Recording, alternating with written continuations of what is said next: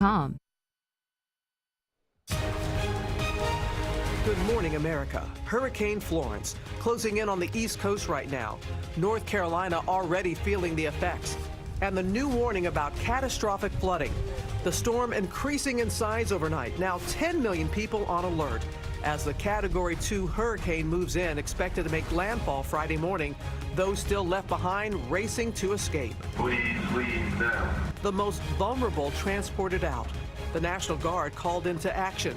David, Ginger, Amy, and our entire team spread out across the storm zone this morning, tracking the very latest. The new video from one of Harvey Weinstein's accusers behind closed doors. Right now, the draft. I had Melissa Thompson. The disgraced movie mogul meets with a young businesswoman who's now suing, claiming sexual assault. She's telling her story this morning. ABC News exclusive.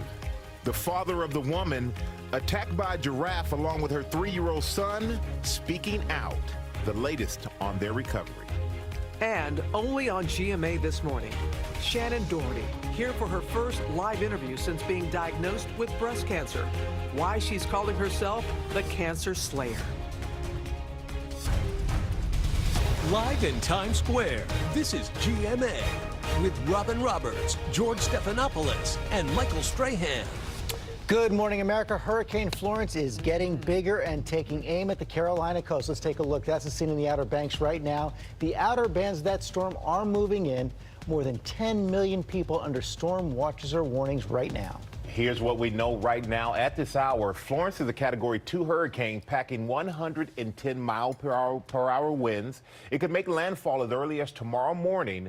The current path has it hitting near the border between North and South Carolina, Georgia to Maryland, all bracing for its effects, including life-threatening storm surge, catastrophic flooding, and up to 40 inches of rain. And to give you an idea of the massive size, take a look. This is what Florence looks like from space. Astronauts saying the storm is so big, this image could only be captured using a wide-angled lens. Our extreme weather team is spread out all across the storm zone, including Ginger, who's standing by with the forecast. But first, World News Tonight anchor David Muir starts us off, leading our coverage from Wilmington, North Carolina. Good morning, David. Robin, good morning to you, and we're hovered right here above Cape Fear River here in North Carolina this morning. And here's what's new about this monster hurricane overnight. Landfall is now expected about 24 hours from now, perhaps even a little sooner. The first effects we're expecting in just hours here. But here's what they're saying this morning. Do not focus solely on the moment of landfall with this hurricane because of the sheer size and scope of this thing. It's going to be hovered right off the coast for hours, perhaps even days here. And in the newest report out this morning, those hurricane force winds are going to extend 80 miles from the eye of the storm. That means 160 miles across as it just sits there for a couple of days off the coast. And you know, everywhere we've been in the last 24 hours, families coming up to us telling me they have no choice now but to get out. Leave as soon as possible. This morning, Hurricane Florence is now bearing down on the Carolina coast. I'm going a little bit further inland just to be safe. The monster storm slightly weakening, but authorities say don't be fooled. It's still growing wider and still expected to wreak havoc. This virtual view showing the Category 2 hurricane strength with potentially deadly storm surges and record rainfall. We made a decision a few days ago that we should get out. The hurricane could bring waves of over 80 feet. Oceanfront water will be shut off. And this morning, authorities are now urging everyone to evacuate. Time has just about run out. Worried Florence will become an historic disaster. As soon as we heard about the mandatory evacuation, it was just like, we were leaving anyway. Forecasters now expect Florence to make landfall in 24 hours or more. As this storm churns its way to shore, the target area is now growing. And look at these images from space.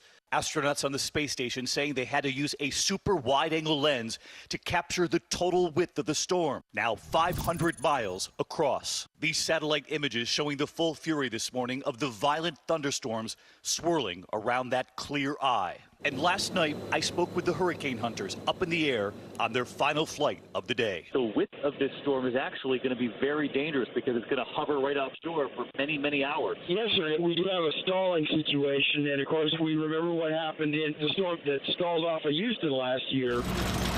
Hospitals in South Carolina now moving quickly to get patients to safety.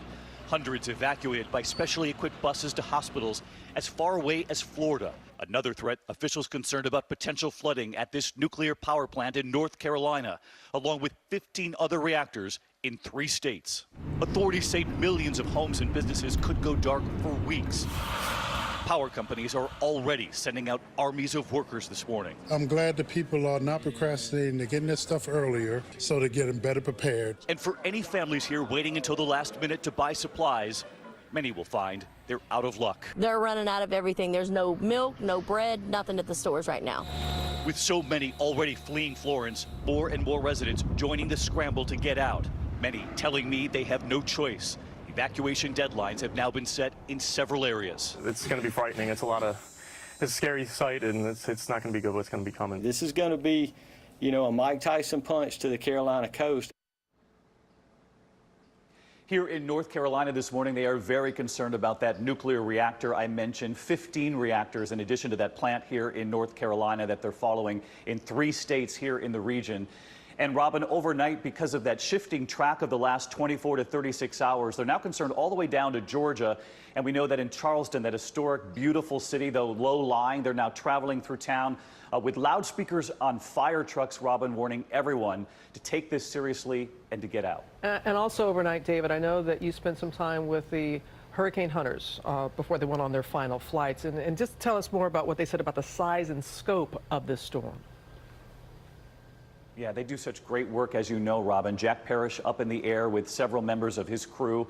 And we were talking to him while they were in that final flight of the evening last night. And he told me they were looking for any signs that there might be sort of a shearing effect. So anything that could work as a buzzsaw with this hurricane to knock it down a bit, any dynamic. But he said, unfortunately, we do not see any indications that anything will shear this storm as it gets closer to the coast. And he said, quite frankly, David, we're looking at a stalling situation, Robin, which is the real concern, because it could just sit here off the coast and churn for hours, if not days here. That's what we're looking at. And Ginger has been warning us about that for a couple of days now. Okay, David, thank you. And we know that you're going to have much more on a special edition of World News tonight. Thank you. Michael? All right, thank you, Robin. The timing of the storm has been changing. But we know that landfall is only a small part of it. The coast will be slammed by those dangerous winds and torrential rains before Florence even hits. Let's go to Ginger, who is in downtown Wilmington. She is tracking it all. Good morning, Ginger. Good morning, Michael. While winds will be dangerous, water is what kills. And that's what I'm concerned about this morning. Let's get straight to the maps and show you that radar. The outer band, that thick part, less than 100 miles now from us here in Wilmington, and that is heading to the north and west. So some of the Outer Banks already seeing gusts of 32 miles per hour. The gusts start this morning and they last for at least 2 days along the South and North Carolina coast. You can see it here, Topsail Beach by early tomorrow morning, 101 mile per hour gusts, 80 in Wilmington. As this thing moves and tries to make a landfall by tomorrow morning, we'll still be seeing tropical storm force gusts 200 miles away from the center. So that is a huge part of the issue here, is that we're going to see the breadth of this storm, as so many folks have said. But on top of it, it's not just a 1-2 punch. I was talking to a local expert here. It's a simultaneous punch. That fresh water falling and the surge pushing against the coast up to 13 feet. The surge could act, Michael, like a plug as all of the waterways try to drain into the ocean. All right, thank you so much for that, Ginger. George? Thank you, Michael. The hurricane could knock out power to some 3 million customers along the coast, and the outages could last weeks, so there is an urgent rush to evacuate hospitals before the storm hits. Our chief national correspondent Tom Yamas is in Myrtle Beach, South Carolina. And Tom, all those late summer vacationers down there headed home.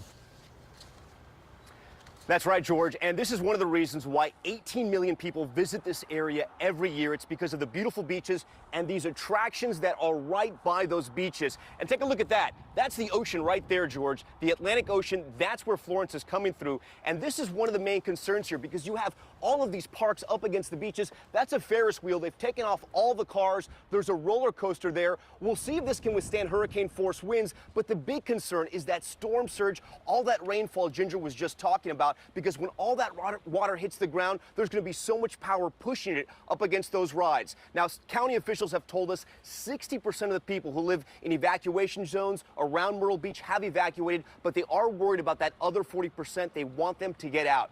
The airport here, the international airport, has stopped all commercial flights this morning, and last night they issued a curfew from 10 p.m. to 6 a.m. They most likely will have that curfew again going into tonight because of the conditions as they worsen. Now, another big concern was the hospital here in Myrtle Beach. It's the largest hospital in the county. We were there yesterday as they were evacuating critically ill patients. They were putting them onto this ambulance, that is a bus that's been converted into an ambulance. Some patients were being taken as far as Florida. There were 320 patients inside of that hospital. This morning we've learned only 10 remain. They're going to evacuate those remaining 10 to make sure everyone is safe, George. Tom, let's talk about those 40% who are staying. We see them in every storm, people who just hunker down. I know you talked to some of them.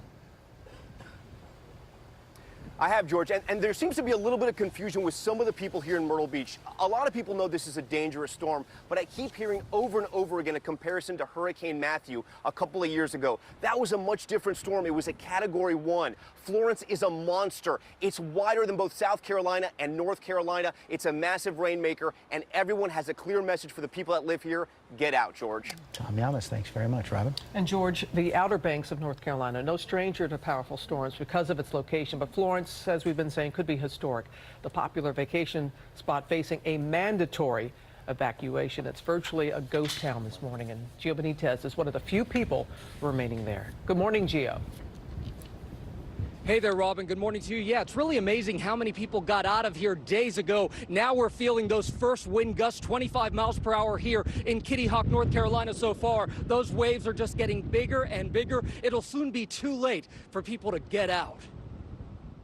This morning, some of the last visitors and residents are getting out of the Outer Banks before Florence closes in. City officials warning them not to let their guard down and to get out now. But some are staying behind anyway. We're here. You're not leaving? No, not until we have to. Kelly Salisbury watched her neighbors pack up and leave. She's staying right on the water. Are you at all worried about the storm? Of course we're worried, but we're watching the news every day. We're keeping track of it, see where it's going to hit and what category it is. And if we feel the need, we'll go. But we're going to stay as long as we can. And one of the more remote islands, Ocracoke, is an even bigger danger. It's only accessible by boat or helicopter. Commissioner Tom Paul stayed behind. This is something that we're very familiar with, and the people who are living here and make a decision to not evacuate are making that decision with full knowledge of what that means. The Outer Banks are about to lose a lot of money in tourism. September brings this area more than $40 million. But this morning, residents here say this is the cost of living in paradise. And officials really expected conditions to worsen here very quickly. That's why this morning they are closing off the way into the Outer Banks. People here can leave anytime they want. They just can't get back in until this storm moves through. Robin? All right, Gio, stay safe. Thank you. Michael? Robin, Hurricane Florence comes less than 2 years after Hurricane Matthew, which caused massive flooding in parts of North Carolina. One of the hardest hit areas was the city of Lumberton, which isn't on the coast, but is actually inland. Amy's in North Carolina with more on how people are bracing for another possible disaster. Good morning, Amy. That's right. Good morning to you, Michael. We've all been focusing, understandably, on the mandatory evacuations from the coastlines here in North Carolina and South Carolina. But yes, the threat for the families living inland is just as severe. Our team drove about 80 miles from where we are here off the coast to Lumberton, North Carolina, a town that was absolutely decimated by Hurricane Matthew just 2 years ago. Entire neighborhoods wiped out, and many of them have never rebounded. Families still in temporary housing. Some can't get back into their homes. They are in FEMA neighborhoods right now. And I spoke with Jerry Pone Sr., who is still rebuilding. 2 years later, he lost his entire home to Matthew. Right along. The water was up to your chest. Yes. The water was up to my chest along this area here. And I could not believe that. People don't understand. They don't know the emotional toll it takes to literally lose everything. It is so heartbreaking to see so many still scrambling to try and get back into their homes. And during Hurricane Matthew, floodwaters overtook the plant as well as a backup generator there at the water plant in town. It was inoperable for weeks. It cost millions to the residents to reopen. And you know what? The people who are there right now who are deciding to stay are understandably nervous as they see Florence's path heading straight for them. Every single resident, Michael, who I spoke to yesterday told me that they are putting their faith in God and they are asking for the country to pray for them. Michael? And that we will do, and it's heartbreaking to say the least, Amy. Thank you. George? Hey, Michael, President Trump is using his bully pulpit to warn people about the storm, saying that protecting life is the absolute highest priority. Our chief White House correspondent John Carl is on the scene there at the White House. And John, the president touting the federal response as he faces pushback for the handling of Hurricane Maria. He wants to project the image, George, that he is in full command of this hurricane response. And his message is simple, that we are fully prepared. He says of the federal government, everything you can imagine, we are ready. But George, as you point out, as he talks about the response to this storm, he is praising his own response and his government's response to Hurricane Maria, which of course has been seen by many as a disaster with nearly 3,000 killed. And John, the Russia investigation marches on. Talk that Paul Manafort is in talks about a possible plea agreement with Robert Mueller to avoid a second trial. That's right. The second trial is set to start later this month. He wants to plead guilty, have an agreement, but we are told he is resisting cooperating with the special counsel's investigation of the Trump campaign. John Carl, thanks very much. Michael? All right, thank you, George. And we'll have a lot more on the storm coming up and full coverage tomorrow all morning long. But now we're going to turn to this morning's other headlines. Now the new trouble for CBS, just days after the CEO was forced out. The head of 60 Minutes is gone too. Jeff Fager reportedly fired for a text he sent to a network reporter who was covering the accusations of sexual misconduct against him. ABC's Adrian Bankert has more. CBS and the respected news magazine 60 Minutes reeling as the leader of the highly esteemed broadcast is out of a job. Jeff Fager fired, another uncomfortable and untimely bombshell for the network. Just 2 days after CBS chairman and CEO Les Moonves stepped down amid sexual harassment allegations, and months after anchor Charlie Rose was taken off the air. This is about a culture of women saying allegations were being covered up. And a lot of that centered on CBS News, and those problems are still there, and that does include numerous allegations about Jeff Fager. CBS says that the firing was not directly related to allegations in the press, but that Fager instead violated company policy after sending a threatening text message to a reporter at the network who was asking him for comment about the latest allegations.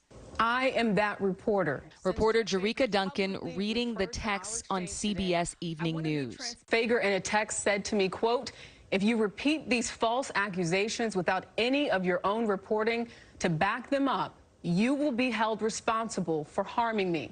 Be careful. There are people who lost their jobs trying to harm me." Earlier in the day, Fager told CNN, "My language was harsh, and despite the fact that journalists receive harsh demands for fairness all the time, CBS did not like it. One such note should not result in termination after 36 years, but it did." It was an abrupt exit. Now, these separate issues about claims that he may have inappropriately touched female employees and ignored complaints about harassment at the network, Fager calls these allegations completely false. Didn't seem like a harsh message. Felt like a threat. That's what a lot of people are saying. Yeah. All right. Thank you so much, Adrian. Appreciate that. Now back to Ginger in North Carolina with more on the hurricane. Ginger?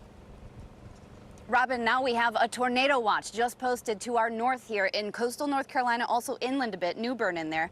And we have to get to the rainy cities, brought to you by Sensodyne Pro Enamel. We all want white teeth. You know, doc, how can I get whiter, brighter teeth? And the dentist really has to say, let's take a step back and talk about protecting your enamel. It's important to look after your enamel because it's the foundation for white teeth. I believe dentists will recommend Pro Enamel Strong and Bright because it's twofold. It strengthens your enamel, but then also it polishes away stains for whiter teeth. So it's really something that's a win-win for both the patient and the dentist. Well, of course, still keeping a close eye on Hurricane Florence as the storm gets a little bit closer to the North Carolina coast. We are going to be largely spared from the effects of this storm, but with this weather boundary still kind of hanging around, we'll definitely have very humid conditions, a 40% chance of showers today. Tomorrow, breezy, 79 our high, but a 60% chance of showers and thunderstorms. This weekend, temperatures in the upper 70s. It will be a little bit breezy, but only a 30% chance of showers both days. We could have some heavy rain from Florence, possibly Tuesday next week. Got that recording of Harvey Weinstein in a closed-doors business meeting with a woman who claims he later sexually assaulted her.